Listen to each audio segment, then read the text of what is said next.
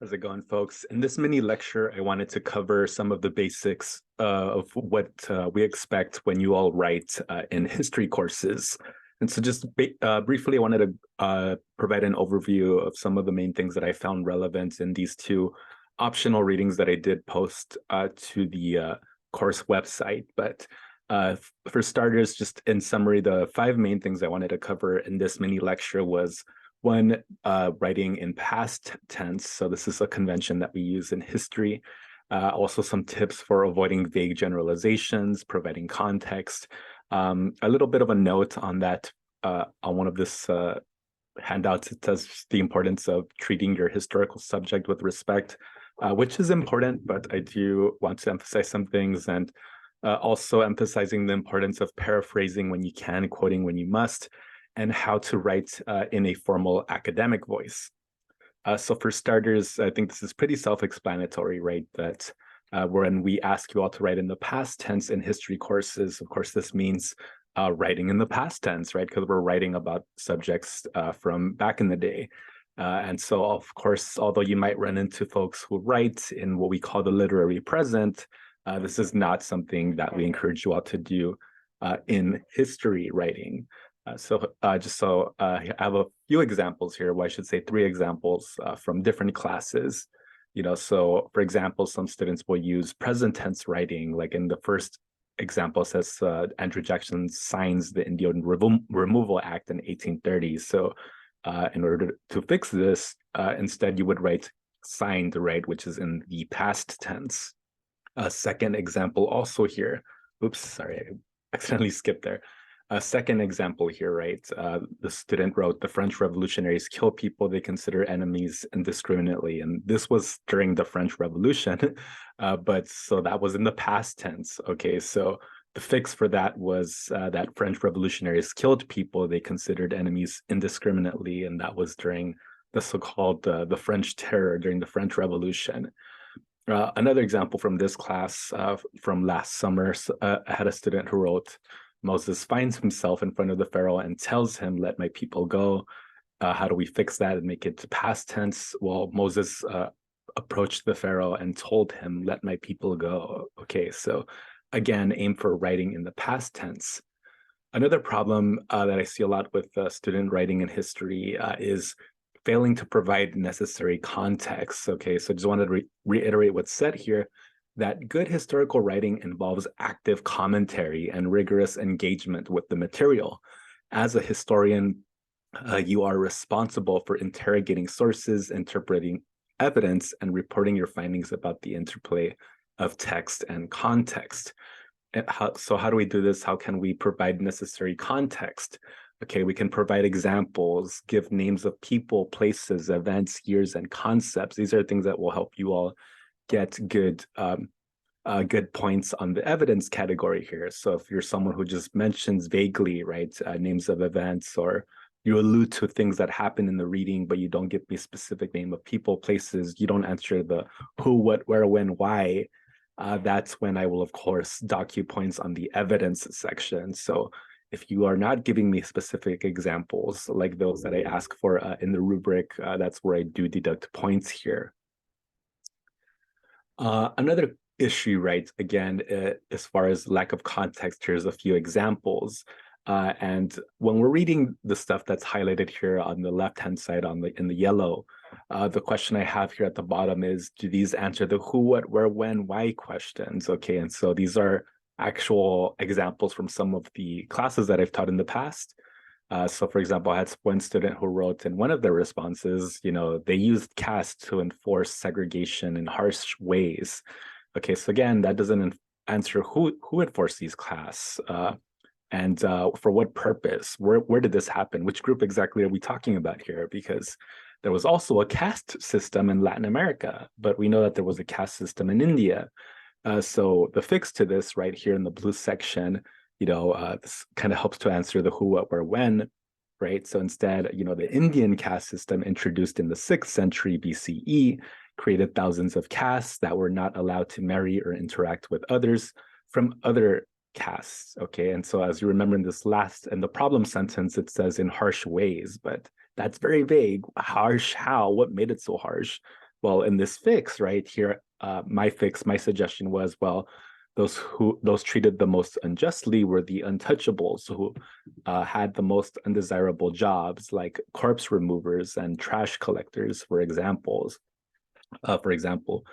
So anyways, in the second example here, right, this person wrote, there were laws that took away the lands of Native Americans. This was from a US history class.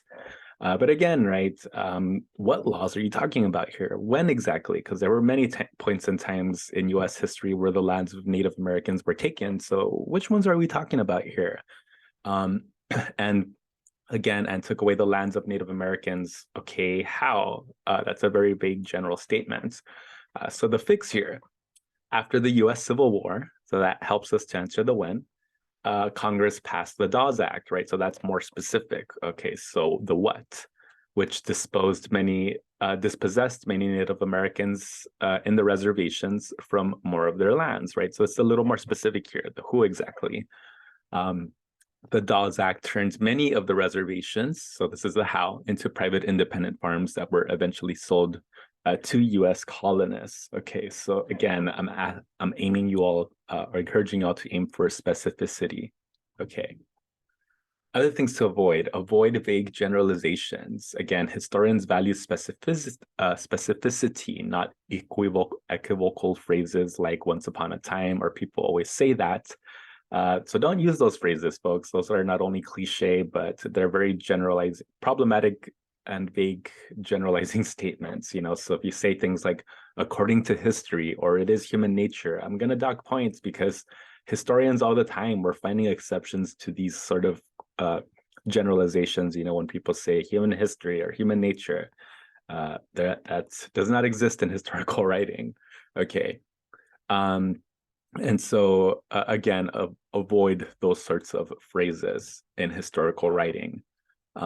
Again, some examples of very problematic and erroneous sweeping claims and generalizations are the following. Okay, so here, for example, one student who wrote, recently, that many wars have been fought throughout time by people and governments throughout the world. Okay, so throughout time, what's, again, big, that's cliche. Throughout the world. Okay, again, we're talking about all of time, and again, don't use this kind of language, right? It's problematic. Generalizing, and then this person mentions all these other wars and says that the dirty wars stand out amongst all of them. Okay, and that could be offensive, right, to folks who maybe lived through a very traumatic experience that was just as bad as the dirty wars in Latin America. But here you're saying that it's the one that stands out the most. So again, avoid vague, sweeping claims. Another example here in the second sentence here. I'm sorry, the second example here. I had one student who wrote, Africa is a continent that suffered the complete elimination of their culture by European colonizers. Again, that is a sweeping claim, because you're saying that all of their culture was lost, but I'm pretty sure that the indigenous peoples in Africa today that still hold on to their culture would highly disagree with that. And even places that were colonized by the Europeans in Africa, many of those folks continue to hold on to their cultural traditions. And there's lots of folks who have done studies on this. So again, don't use this sort of language. Okay. The third example, I had one student who wrote, you'll never find white Americans working in the cotton fields. And this is when we were talking about, of course, the enslavement of Black Americans in the US South. That's incorrect, because there were, in fact, white Americans working in the cotton fields throughout the South, especially those who did not, own slaves because they were too poor to own slaves. And of course, you had some plantation mistresses and some plantation masters who did sometimes do some work in the cotton fields. But again, right, this to say that you'll never find them, that's erroneous, right? Because there's white Americans that work in cotton fields today, maybe not on plantations, but maybe they work, doing other tasks. And also you have folks that do physically still pick cotton, just like they did back then. But again, right, avoid these sort of generalizing statements that are problematic. Okay. Other things too, saying things like the true reasons that slavery existed was because of racism. And okay, that was one of the contributing factors, yes, but it was not. But again, to say that it was the quote true reason, right? True reason, that's more of a that's subjective, right? You're not making an objective observation. So again, that's also a rhetorical fallacy. So do not use these sorts of phrases, right? Not only does it sound cliche, it's historically inaccurate, and it comes off as more opinion rather than you all giving the information. Okay. The other thing I did want to talk about was in both of these readings that I assigned, they talk about treating your historical subject with respect. Again, as the note that I pointed on at the top here, I wrote that I don't always necessarily agree with statements like this, in particular when we're referring to folks who committed, human atrocities like human enslavement or genocide, right? So, I wouldn't disagree with you, if you said that, the folks who were quite overseeing the Holocaust of Jews during the Second World War, if you said something that they were, horrible people, whatever, I'm not going to disagree with you, so that's why I say I don't necessarily agree with this point all the time. Okay, and the importance here, paraphrase if you can, quote if you must. This is the fourth point here. So in other words, what I'm trying to say, what we're trying to say here, what I'm emphasizing here is, I would rather that you demonstrate to me that you did the reading and that you can explain to me what happened in the reading in your own words.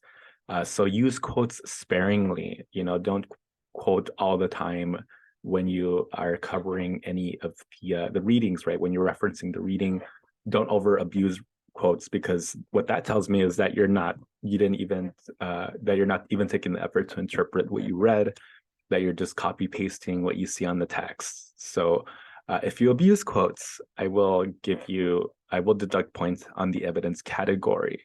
Okay. So paraphrase, right? Aim for paraphrasing your statements. Okay. The last point I have here is to write in the formal academic voice. And in order to do that, you need to avoid what we call colloquialisms. And this means informal language, or what we might call slang. Okay. So for some examples of informal language include, here I have listed in yellow, I had these are actual examples from student writing that I've had throughout the years. So I had one student who wrote, for example, it was very bad back then. Another one, desegregation of schools made them feel some kind of way. I'm like, okay, Bruno Mars, but that's not, you don't have, don't use that kind of language, okay? This is how it went down. Horrible example, right? The arrests that happened after the Haymarket Square bombing were sus, okay? And, we can have these kind of conversations using language like this, but in academic writing, this is a no-no, okay? White Southerners who owned slaves feared that someday the tables would turn on them, okay? And so, again, although that is an art sort of, I could say a literary way, right, of getting your point across, again, don't use this kind of language in academic writing. Another thing, I see this often. I don't know why. I feel like almost semester I see somebody using this phrase. So this one student wrote, the nativists were full of all this negativity towards immigrants.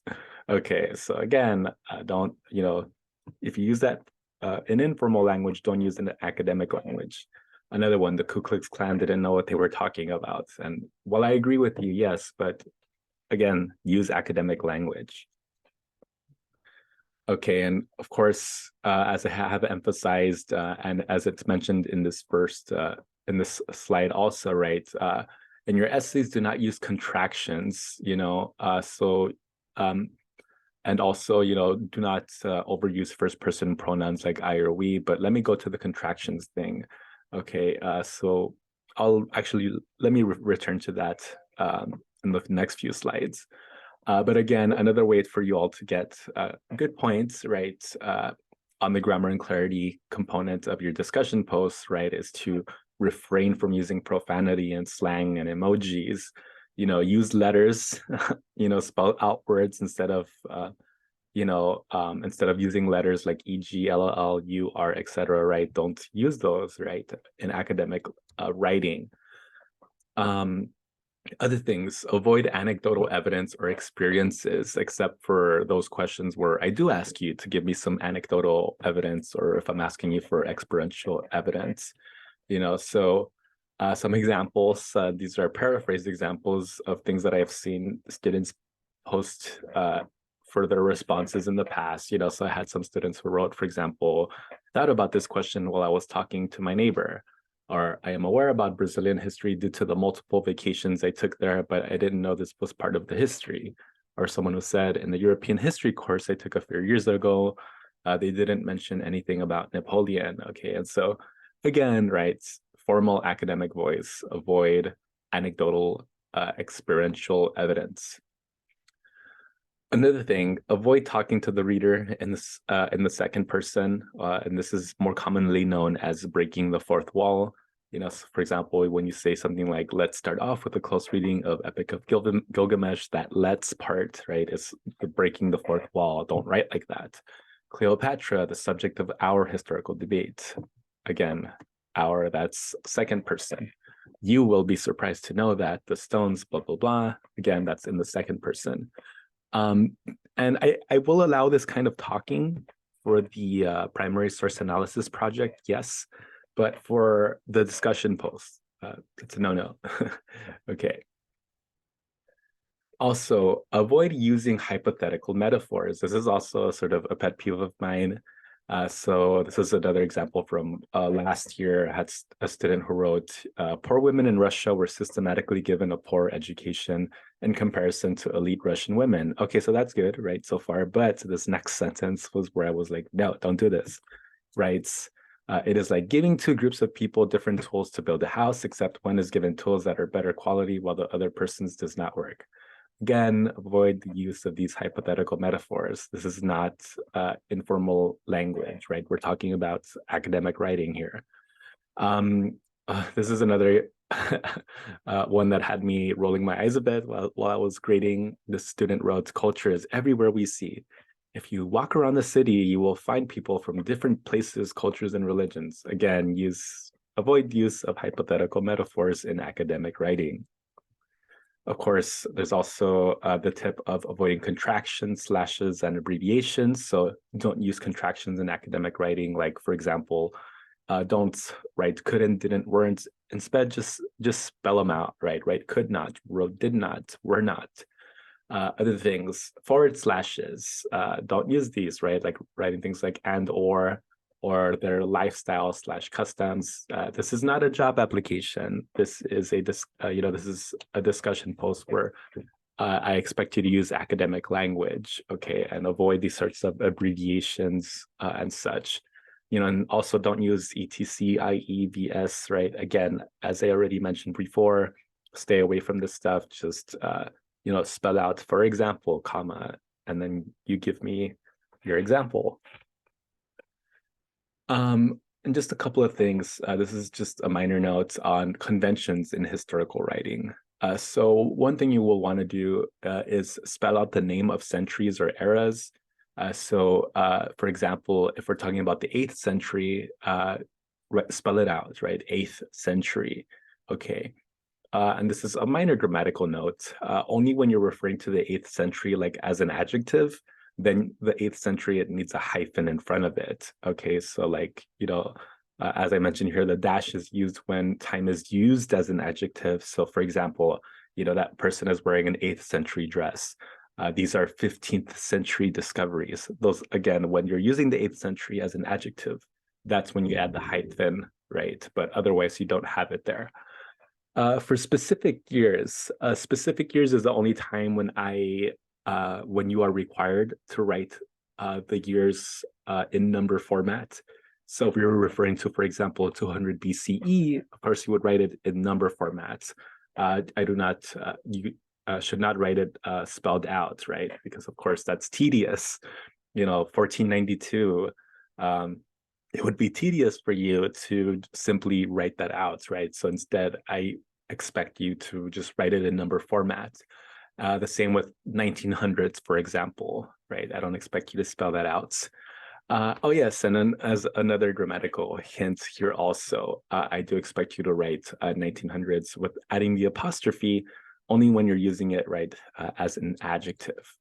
Okay. Another tip also, avoid antiquated wording. So when you use phrases like "since the dawn of man," "for mankind," we don't use this kind of language anymore. This isn't 1950s. We don't use this kind of wording anymore. I've had some students who have used these phrases, right? Like, for example, colored people. We don't use this language anymore, folks. This is not, the Jim Crow era South anymore. Other things, and these are some minor things too. So I have seen folks use Indians for Native Americans. Right now, the preferred term is either Native Americans or Indigenous peoples. But again, I know that's not convention yet everywhere, but that's where, at least in the history discipline, that is what we're leaning towards. I have seen students use phrases like the weaker sex to refer to women. And again, this is not only antiquated wording, it's also offensive. And on this last bit here, I have seen folks, we are now, I guess, in the history discipline also leaning away towards the use of the term slaves and instead using enslaved people. I guess because folks have pointed out that the term slaves is dehumanizing. So even for folks who are enslaved today, like through sex trafficking and stuff like that. So anyways, those are just kind of my main points here. The last thing I do want to emphasize to all of you is to proofread. Okay, your readers will thank you, as it mentions in that mini article.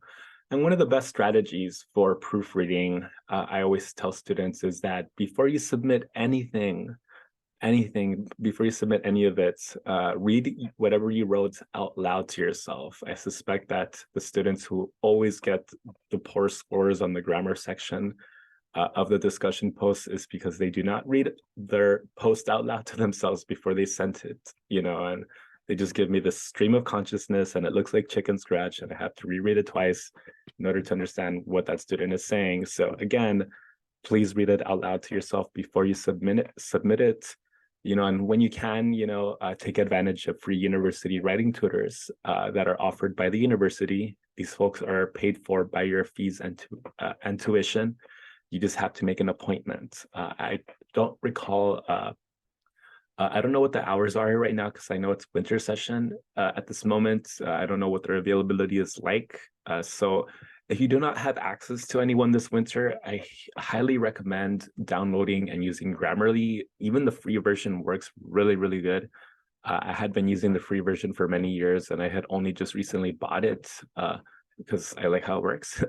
But again, I don't require you to purchase Grammarly at all for this class, but you can use the free version. And if you don't have Grammarly, right, please take advantage of the spell and grammar check on Word. And if you also don't want to read it out loud to yourself, or you want Word to read it out loud for you so it can catch something that maybe you didn't when you read out loud to yourself, use the Microsoft Word Read Aloud feature. I don't know where you can find this on other versions of Word, but this is where I found it on mine. I can find it on the review tab, and there's a button that appears that says Read Aloud. And as a side note there, as you can see, if you happen to get Grammarly, there is a Grammarly plugin for Microsoft Word that you can use also. I think this is the last slide yet. It is. Okay, folks. Well, that's it for now. And I will see you all in the other lectures. Thank you.